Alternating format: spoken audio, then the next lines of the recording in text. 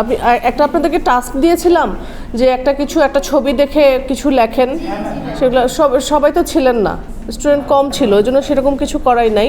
আপনারা লিখে কি কিছু বলছিলেন যে কি জানতে পারেন? তারপরে বলেছিলাম যে কোডিং এনকোডিং এটাই কমিউনিকেশনের প্রসেস।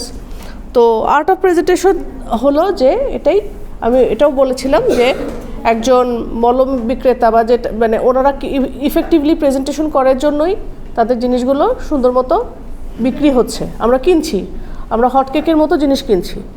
এটাই হলো কমিউনিকেশন প্রসেস, যেটার জন্য ওই মানুষটা সাকসেসফুল, কিন্তু আমরা কমিউনিকেশনের এই দুর্বলতার জন্য পিছিয়ে আছি। আমরা স্পন্টেনিয়াসলি নিজের মন থেকে আসে এমন 2-4টা কথা বাংলায় হয়তো বলতে পারি, বাট ইংলিশে আমরা আজও দুর্বল। দ্যাটস ওয়াই এই কোর্সটা। তো ইফেক্টিভ প্রেজেন্টেশনের জন্য এগুলো সব কিছু আপনাদের সাথে রিলেটেড। এখন যেমন ইফেক্টিভ প্রেজেন্টেশন করতে গেলে কি করতে হবে, and effective presentation goes beyond simply relying information. আপনি শুধু জাস্ট ইনফরমেশনের বেসিসে বলবেন তা না, আপনার ন্যাচারালি আপনার মন থেকে আসবে। It involves engaging the audience, maintaining their attention and effectively conveying the intended message. তাহলে অডিয়েন্সকে এনগেজ করবে আপনার প্রেজেন্টেশনটা, তাদের অ্যাটেনশনটা গ্র্যাব করতে আপনি সক্ষম হবেন এবং ইফেক্টিভলি আপনি আপনার মেসেজটা কনভে করতে পারবেন। এই তো মোটামুটি যে আমি আমার অডিয়েন্সকে অ্যাট্রাক্ট করে আমি আমার মেসেজটা কনভে করব। তো এটা whether it is in a professional setting, educational or environment or public speaking scenario, presenting effectively involves a combination of communication skills, content knowledge and the ability to connect with and engage an audience. তো এটা যদি professional সেটিংই হোক বা educational environment হোক অথবা public speaking একটা scenario হোক, effectively যদি আপনি কিছু প্রেজেন্ট করতে যান, সেখানে কিছুর কম্বিনেশন থাকবে। একটা হলো কমিউনিকেশন স্কিল, কন্টেন্ট নলেজ, যে আপনি যেটা কমিউনিকেশন স্কিল, তো হ্যাঁ আসেন পূর্ণিমা, কমিউনিকেশন স্কিল যে কীভাবে আমি কমিউনিকেট করছি, কীভাবে আমি আমার অডিয়েন্সের সাথে কথা বলছি, তাদের অ্যাট্রাকশন গ্র্যাব করছি। আপনার কন্টেন্টের নলেজ, আমি যেটা বলছি সেই ব্যাপারে আমার জ্ঞান কতটুকু আমি রিসার্চ করছি, and the ability to connect with and engage an অডিয়েন্সের সাথে কানেক্ট করা এবং তাদেরকে এনগেজ করা। এই কয়েকটা জিনিস দিয়ে মোটামুটি আমি করতে পারবো। যেমন আমি নিজেও একজন প্রেজেন্টার, আপনারা যখন ডায়াসের সামনে এখানে আসবেন তখন আপনারাও একজন প্রেজেন্টার। তো আমরা আমাদের ফার্স্টে আমাদের কমিউনিকেশনের প্রসেসটা জানতে হবে। তো ওই দিন আমরা কমিউনিকেশন টুকটাক জাস্ট একটা আইডিয়া নিয়েছিলাম, আজকে ডিটেলসে পড়ছি। কমিউনিকেশন জিনিসটা কি? What is communication? Communication can best be summarized as the transmission of a message from a sender to a receiver in an understandable manner. তাহলে কি? হ্যাঁ, সেন্ডার আর রিসিভারের মধ্যে মেসেজ আদান প্রদান, যেটার মাধ্যমে আমরা দুইজনই জিনিসটা বুঝবো। আমি আপনাকে এটা বুঝাচ্ছি বাট আপনি বুঝলেন না, তাহলে কিন্তু এটা ইফেক্টিভ কমিউনিকেশন হলো না। তো ইউজুয়ালি কি হয়, it is conscious or unconscious, intentional or unintentional process in which feeling, thoughts and ideas are expressed or exchanged in verbal or non-verbal ways. এটা মানে থিওরিটিক্যাল কথা, সেটা বলতেছি যে নর্মালি কি হয়, আপনি সচেতনভাবে হোক বা অসচেতনভাবে হোক, ইন্টেনশনালি হোক বা নন ইন্টেনশনাল বা আনইন্টেনশনালি হোক, এমনভাবে আপনি আপনার ফিলিং, থট এবং আইডিয়াগুলো এক্সপ্রেস করছেন এবং এক্সচেঞ্জ করছেন। হয় এটা ভার্বাল ওয়েতে করছেন, নাহলে নন ভার্বাল ওয়েতে করছেন। ভার্বাল ওয়েতে হলো আমি মৌখিকভাবে বলছি, নন ভার্বাল ওয়েতে ধরেন আমি ভ্রু মানে ফ্রনিং করতেছি, এটা বোঝা যাচ্ছে এক্সপ্রেশনের মাধ্যমে, বডি জেস্চারের মাধ্যমে, যেটাতে বোঝা যাচ্ছে যে আমি কোনো কিছু নিয়ে আমি আপনার সাথে হ্যাপি না, বা আমি হাসি দিলাম, তার মানে আমি ভালো লেগেছে কথাটা, এরকম যে কোনো ধরনের। এটা হলো নন ভার্বাল ওয়ে, আর ভার্বাল তো আমরা জানি।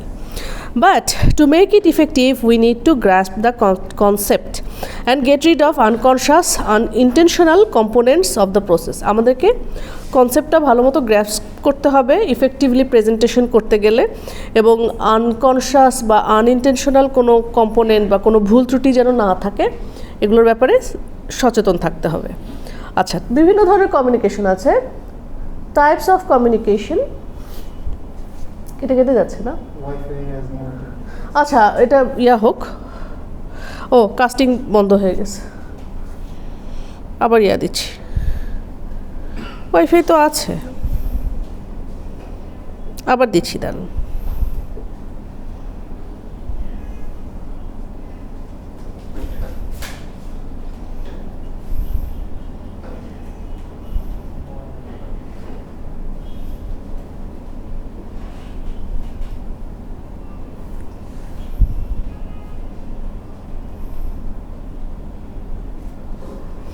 আচ্ছা, বিভিন্ন ধরনের কমিউনিকেশন নিয়েছিলাম আমরা।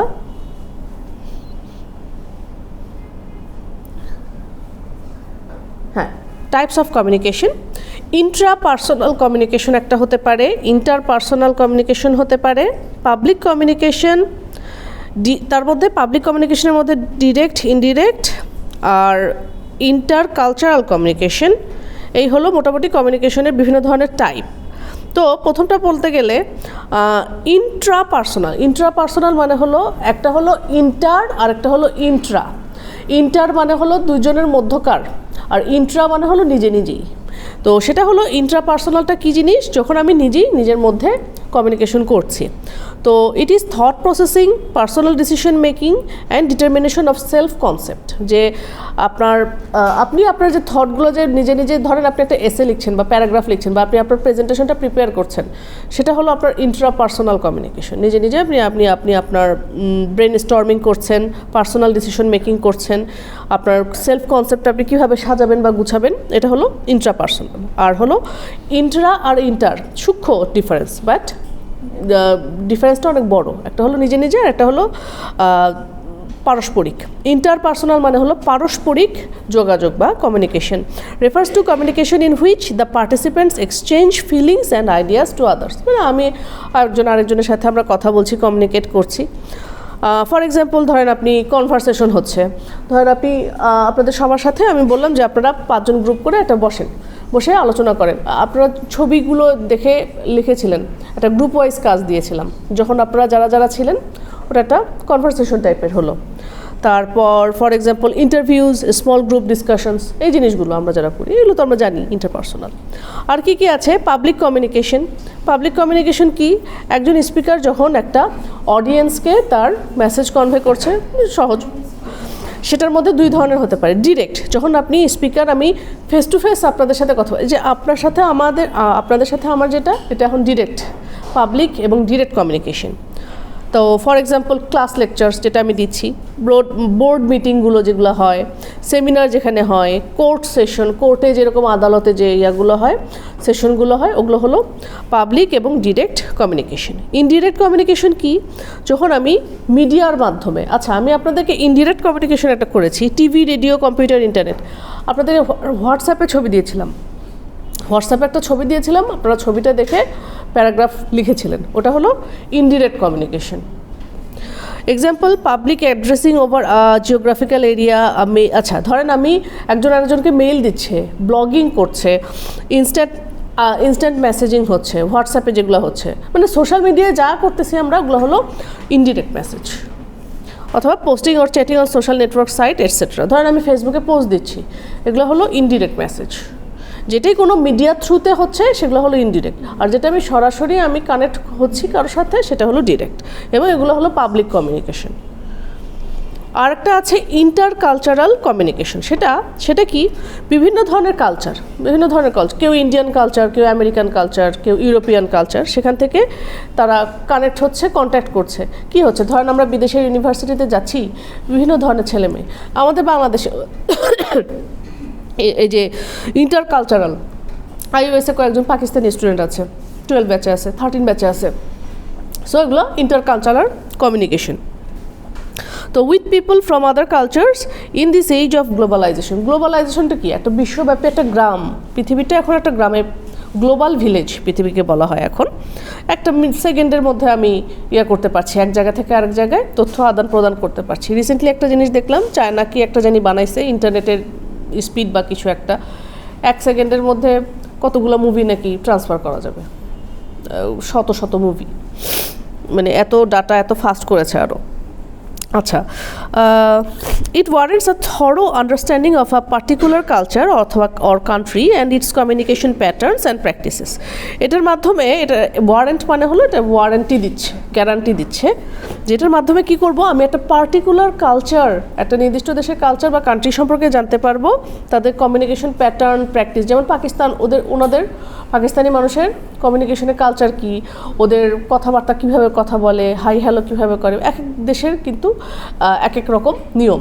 যেমন আমেরিকার টেক্সাসে, হ্যাঁ ধরেন আমি টেক্সাসে অ্যাপ্লাই করতে গিয়েছি, টেক্সাসের একটা ইউনিভার্সিটিতে আমি মানে অ্যাপ্লিকেশন প্রসেস করতেছি, ওরা আমাদেরকে মেইল দিয়েছে, হ্যাঁ হ্যালো বলে বা হাই বলে না, টেক্সাসের লোকেরা আমাকে কি বলছে, হাউডি। ওদের কিন্তু কালচার অন্য, ওরা হাউডি বলে। সো যেমন তারপরে স্পেনে ওলা বলে। সো সিয়াও, এক এক দেশের এক এক রকম কালচার, সো এক একটা কালচার এক এক রকম। সো এটার মাধ্যমে কি হবে, আমাদের আন্ডারস্ট্যান্ডিংটা হচ্ছে, এটা হলো intercultural communication. It also requires one to get rid of the cultural baggage. Cultural baggage কি, stereotypical ethnocentric world view about other cultures.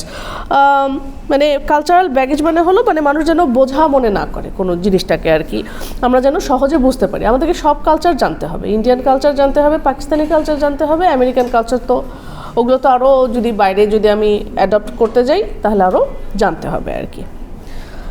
আচ্ছা, কমিউনিকেশনের মেকানিক্সটা কি, এখানে একটা ছবি দেওয়া আছে, ছবিতে মোটামুটি জাস্ট এটুকু বোঝেন যে নয়েজ একটা ইম্পর্টেন্ট জিনিস। এখানে নয়েজ হয়তো এখন আপনি ভাবছেন যে নয়েজ মানে কি, শব্দ, এটার একটা তাৎপর্য বা সিগনিফিকেন্স আছে, সেটা আমরা পরে বুঝবো। আগে আমরা একটু দেখি কি হবে। কমিউনিকেটর মানে যে কমিউনিকেট করছে, সেটা এখানে বসে আমি হোক বা আপনারা হন, তারা কি করবে, তারা তাদের communication skill, physical statement, emotional states, experience, attitudes, memory, expectations, এগুলো দিয়ে তারা তাদের মেসেজ কনভে করবে। সেগুলো কিসের মাধ্যমে করবে, চ্যানেলের মাধ্যমে করবে। ওই যে দেখেন চ্যানেল লেখা। তারপরে না, আমি একটা স্লাইড কালকে রাতে দিয়েছিলাম, হ্যাঁ কালকে রাতে দিয়েছিলাম, 12 ব্যাচে আপনাদের আছে, দেখেন প্রেজেন্টেশন স্কিলস 1 লেখা আছে, ওইটা ওখানের থেকে দেখতে হবে না, আপনি এখান থেকেও দেখতে পারেন।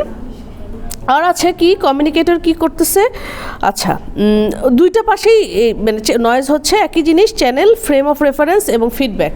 আপাতত এই ছবিটা পরে আমরা ডিসকাস করব। এই যে এখানে থেকে কমিউনিকেশন প্রসেস কিসের সাথে বিগিন হয়, উইথ দ্য সেন্ডার, শুরু হবে সেন্ডার, রিসিভার তো আর শুরু করবে না, শুরু করবে সেন্ডার, যে মেসেজ কনভে করবে সে করবে, এবং শেষ হবে রিসিভারের মাধ্যমে।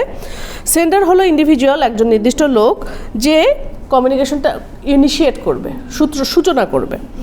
তো সেন্ডারের যে experience, attitude, knowledge, skill, perception এবং কালচার, এগুলো মেসেজটাকে ইনফ্লুয়েন্স করবে। যেমন সেন্ডার যদি বলে হাউডি, তাহলে সেটা তার কালচার, এরা টেক্সাসের লোক।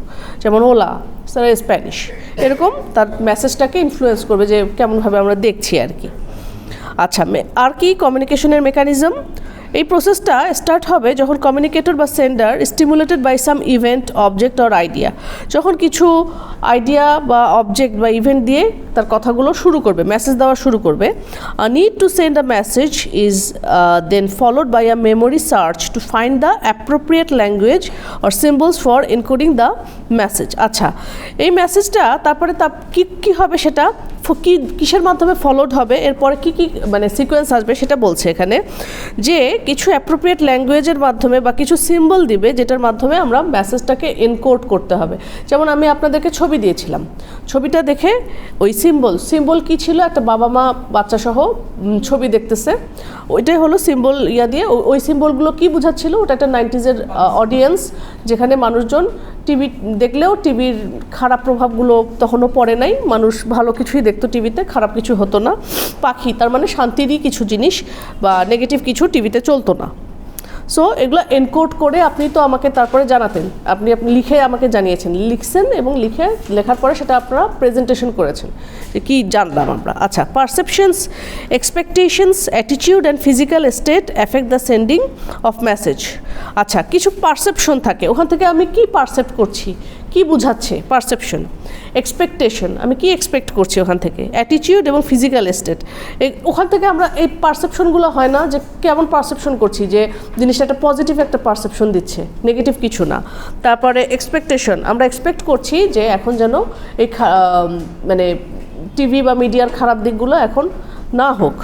অ্যাটিটিউড কি, ওখানে একটা পজিটিভ অ্যাটিটিউড ছিল, নেগেটিভ কিছু ছিল না। এবং ফিজিক্যাল স্টেট বলতে কিছু পাখি, বাবা মার যে ছবিগুলো আর কি, সবগুলোই কিন্তু যে কোনো মেসেজেরই এই জিনিসগুলো আমরা বের করে ফেলতে পারবো। এগুলোর মাধ্যমেই মানে এই জিনিসগুলো আপনার মেসেজের ইয়াটাকে আর কি এফেক্ট করছে, মেসেজটাকে, যে আমরা কীভাবে পারসেপ্ট করছি, কীভাবে ডিকোড করছি কীভাবে। আচ্ছা, রিসিভার রেসপন্স টু, এরপরে কি হচ্ছে, রিসিভার আপনারা যারা রিসিভ করেছিলেন মেসেজটা, response to the encoded message by using memory and past experiences to attach meaning of the symbol. Decode করতে চায়, মানে সিম্বলের ডিকোডে আপনি এই জিনিসগুলো আপনারা পারসেপ্ট করে এগুলো আপনারা বলতে থাকলেন যে হ্যাঁ আমি এগুলো দেখতেছি, এগুলোই হলো আপনার ডিকোডিং। আপনি যখন টেক্সট লিখছেন তারপর প্রেজেন্ট করছেন, এগুলো আপনার ডিকোড। আচ্ছা, এরপরে সে কী করবে, searches memory and use perception two find the appropriate response, verbal or not verbal, as a feedback. এগুলো আপনি লিখে যখন আমাকে জমা দিচ্ছেন, প্রেজেন্ট যখন করছেন, এটাই হলো আপনার ফিডব্যাক, তাই না? আপনার রেসপন্সটাই হলো ফিডব্যাক। আর এখানেও ওই পারসেপশনগুলো, এক্সপেকটেশন, অ্যাটিটিউড, ফিজিক্যাল স্টেট, ওখান থেকে আমরা যেগুলো বুঝলাম, এগুলোই মেসেজটাকে এফেক্ট করছে, যে আপনি কীভাবে এগুলোকে রেসিপ্রোকেট করছেন বা রেসপন্স করছেন এগুলোর উপরে। আচ্ছা, কমিউনিকেশনের কিছু জিনিস আছে, যেমন এই যে চ্যানেলের ছবি দেওয়া ছিল, চ্যানেল, নয়েজ, ফিডব্যাক, আর হলো ফ্রেম অফ রেফারেন্স। এই জিনিসগুলো কি, এগুলো আমাদেরকে একটু বুঝতে হবে। চ্যানেল জিনিসটা কি? চ্যানেল জিনিসটা হলো, ধরেন আমি আপনাদেরকে হোয়াটসঅ্যাপে দিয়েছিলাম ছবিটা, এটা হলো মিডিয়াম। তো এই মিডিয়ামটা, যে মিডিয়ামের মাধ্যমে মেসেজটা ক্যারি করছি আমরা ডিউরিং কমিউনিকেশন প্রসেস, এটাকে চ্যানেল বলছে। তো কমিউনিকেশনটা যখন ফেস টু ফেস হচ্ছে, all of the 5 senses are used, they are called natural channels. ধরেন আমি মুখে মুখে বলছি যে আমি একটা ছবি দিয়েছি, বা আমি মুখে মুখে বলছি যে বাংলাদেশের হরতাল সম্পর্কে কিছু লেখেন, এটা হলো আমার 5টা শরীরের অর্গান, আমাদের 5টা সেন্সেস সব কিছু ইউজ করা হচ্ছে, এটাকে ন্যাচারাল চ্যানেল বলছে। এছাড়া আমরা ডিফারেন্ট ইলেকট্রনিক যে চ্যানেলগুলো ইউজ করতে পারি, সেটা ডিস্ট্যান্ট কমিউনিকেশনের জন্য। আপনারা ডিস্ট্যান্সে আছেন, আমি কিভাবে আপনাদের সাথে যোগাযোগ করব? তখন আমি মোবাইলের বা টিভির মাধ্যমে বা ওয়েবক্যামের মাধ্যমে আপনাদের সাথে যোগাযোগ করছি। তো এই ইলেকট্রনিক চ্যানেলগুলো আর্টিফিশিয়াল চ্যানেল বলে এগুলোকে। এগুলো আসলে সরাসরি না, এগুলো কৃত্রিম চ্যানেল। তো এগুলোকে মানে কনসিডার করা হয় যে হিউম্যান চ্যানেলের এক্সটেনশন। এটা কে বলেছে? মার্শাল ম্যাকলুহান নামে একজন ভদ্রলোক বলেছেন। If a sender relays a message through an inappropriate channel, its message may not reach to the right receivers. যদি ইনঅ্যাপ্রোপ্রিয়েটলি সে চ্যানেল ইউজ করে, তাহলে হয়তো রিসিভারের কাছে যাবে না। ধরেন আমি চ্যানেল আপনাকে দিলাম, মেসেজটা দিলাম যে হোয়াটসঅ্যাপে যে ছবিটা আপনি করেন, আপনার কাছে মোবাইলের নেটওয়ার্কও নাই, ওয়াইফাইও নাই, 12 তলায় নেট নেই, তাহলে হচ্ছে না, ইফেক্টিভ কমিউনিকেশন হচ্ছে না। অথবা আমি ভুলভাল লিখলাম, আপনি বুঝলেন না, তাহলে ইফেক্টিভ কমিউনিকেশন হবে না। Thus, selecting the appropriate channel will greatly assist. মানে এই জন্য অ্যাপ্রোপ্রিয়েট চ্যানেলটা সিলেক্ট করা খুবই জরুরি। আচ্ছা, ফ্রেম অফ রেফারেন্স কী জিনিস আপনারা দেখতেছেন? আপনি এই যে ইয়ার মধ্যে ছিল, এই ছবিটার মধ্যে দেখেন মাঝখানের ফ্রেম অফ রেফারেন্স দেওয়া, ওই যে মাঝখানের ইয়াটা ফ্রেম অফ রেফারেন্স। হ্যাঁ, ওই জিনিসটা কি একটু বোঝার চেষ্টা করি।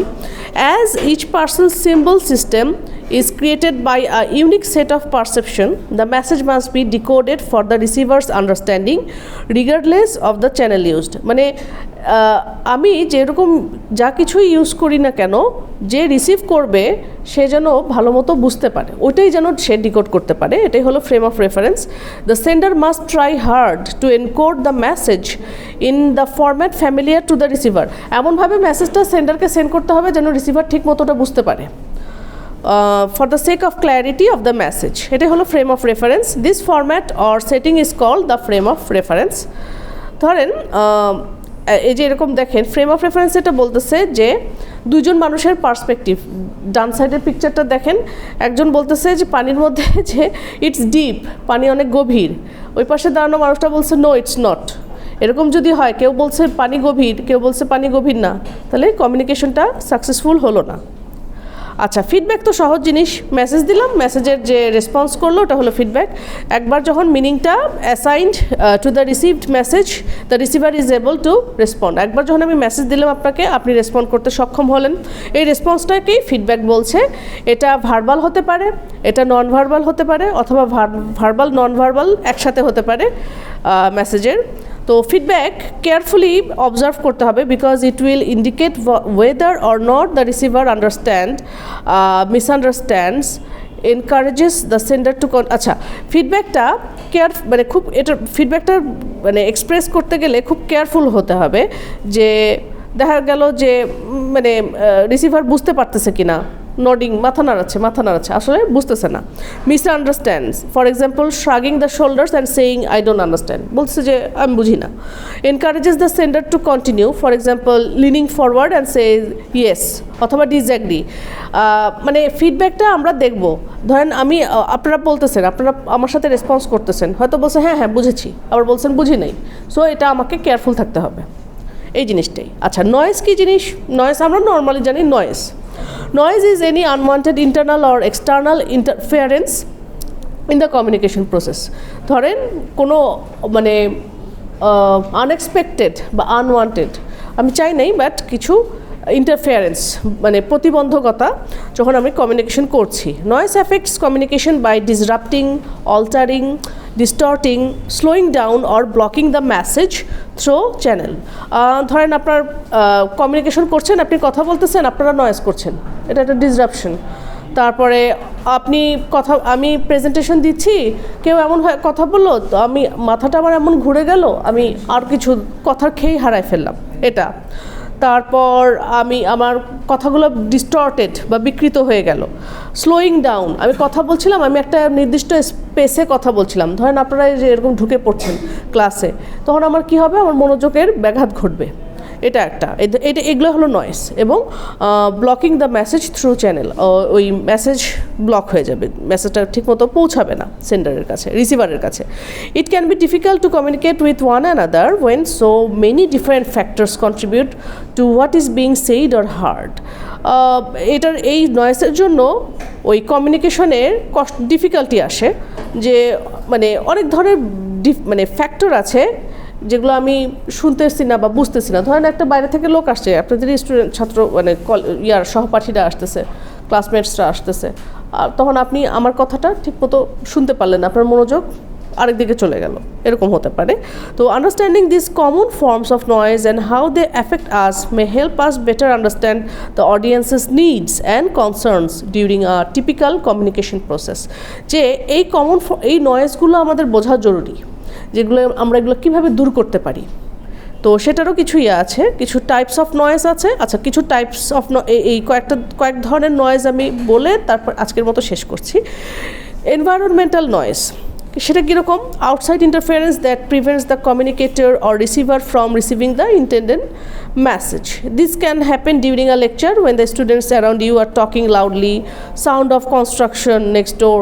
আচ্ছা, কী হচ্ছে, আপনারা কথা বলছেন, জোরে জোরে কথা বলছেন, আমি লেকচার ডেলিভার দিতেছি, বাট আমার মনোযোগ ব্যাঘাত ঘটতেছে, অথবা আমরা ক্লাস করতেছি, পাশের রুমে ড্রিল মেশিন দিয়ে ড্রিল করতেছে, এই ধরনের। এগুলো হলো এনভায়রনমেন্টাল নয়েজ। তো এটা একটা মেজর প্রবলেম হতে পারে কমিউনিকেশনের ক্ষেত্রে, অথবা মানে মেসেজটা আমরা মানে ঠিকমতো আমরা কনভে হচ্ছে না এক্ষেত্রে। তো এটার এটা খুবই জরুরি, এটার ব্যাপারে সচেতন থাকা, এই ধরনের নয়েজ, এবং এগুলো যেন রিডিউস থাকে। তো আমরা চেষ্টা করব যে আমরা বলে দিব যে এই সময়ের পরে আপনারা ক্লাসের রুমের মধ্যে ঢুকবেন না, ক্লাসরুমে ঢুকবেন না, বা যেখানে আমার ওই দিন ড্রিলিং হচ্ছে আমরা বলবো যে আপনারা একটু বন্ধ রাখেন, এখানে একটা প্রেজেন্টেশন সেশন হচ্ছে, এরকম। আচ্ছা, ফিজিওলজিক্যাল একটা নয়েজ আছে, সেটা কি? ধরেন আপনি কাশতেছেন, ফিজিওলজিক্যাল মানে হলো শারীরবৃত্তীয়, মানে আপনি ফিজিক্যালি কিছু করতেছেন। ধরেন আপনার ক্ষুধা লেগেছে, আপনি কষ্ট পাচ্ছেন ক্লাসের মধ্যে, আপনার ফ্যাটিক, ক্লান্তি, জ্বর বোধ, মাথা ব্যথা, আপনার আপনি কোনো ওষুধ খাচ্ছেন বা অন্য কোনো ফ্যাক্টর যেগুলো আপনি ক্লাস লেকচারের মধ্যে আপনি করে, এগুলো হলো ফিজিওলজিক্যাল প্রবলেম। আর এগুলোও ডিস্ট্র্যাক্টিং হতে পারে, যে আপনি মাথা ভুরু কুচকে আছেন, মাথা নিচু করে আছেন, আমি ক্লাস নিচ্ছি, অনেক সময় হয় না এরকম যে আপনার মাথা নিচু করে আছেন, এটা কিন্তু এক ধরনের যে লেকচার ডেলিভার দিচ্ছে তার জন্য এক ডিস্ট্র্যাকশন। ওকে, আচ্ছা, আরেকটা আছে সাইকোলজিক্যাল কি, ধরেন আমি একটা পার্সোনাল একটা দিই, যে আপনি তাকায় আছেন, মানে দেখা যাচ্ছে যে মরা মাছের মতো, মানে কোনো ব্ল্যাঙ্ক, মানে আপনি কিছুই বুঝতেছেন না, আপনি হাঁ করে তাকায় আছেন টিচারের দিকে, কিন্তু বুঝতেছি না আমি। এগুলো হলো সাইকোলজিক্যাল টাইপের আর কি। তো মানে এই জিনিসগুলো ধরেন আপনি, মানে এগুলো হলো একটু সরাসরি না, ডিরেক্ট না, একটা ইনডিরেক্ট এক ধরনের নয়েজ আর কি। ধরেন এগুলো কোনো সাউন্ডও নাই, কিন্তু এগুলো ফিজিক্যাল জেস্চারের মাধ্যমে আপনি দিতেছেন। আবার স্ক্রিনে গেছে, আচ্ছা এরকমই থাক। তো ফর এক্সাম্পল আপনি একটা প্রবলেম, ধরেন আপনি মানে ক্লাস ওই তো এরকম করে দেখা যাচ্ছে যে ব্ল্যাঙ্ক হয়ে আছেন, আপনার মাথায় আর কিছু চলতেছে। সো এই জিনিসগুলো আপনার প্রবলেম ক্রিয়েট করতে পারে। ওকে, এই ধরনের স্ট্রেস বা ফ্রাস্ট্রেশনের ক্ষেত্রে আমরা ওই ইনএফেক্টিভলি, আমি আপনার কাছে মেসেজ যেতে পারছে না, আপনি কি করতে হবে আপনি বুঝতে পারতেছেন না। সো এই ধরনের সাইকোলজিক্যাল প্রবলেমগুলো ইফেক্টিভ কমিউনিকেশনে বাধা হয়ে দাঁড়ায়। অন্যদিকে some individuals may have more severe psychological problem, for example যে কারো সিজোফ্রেনিয়া থাকতে পারে, মানসিক সমস্যা, উনি ক্লাসে এসে, তো এটা একটা কমিউনিকেশনে ব্যাঘাত ঘটাবে। সো এগুলো কমিউনিকেশনে সমস্যা ক্রিয়েট করবে। আর কয়েক ধরনের আছে, আচ্ছা আজকের মতো আর কয়েকটা আছে, একটা হলো সেমান্টিক, একটা সিনট্যাকটিক্যাল, আর একটা হলো অর্গানাইজেশনাল। এগুলো ইন্টারেস্টিং, এগুলো আমরা আস্তে আস্তে করবো। আজকের মতো শেষ করি, বন্ধ করে দেন।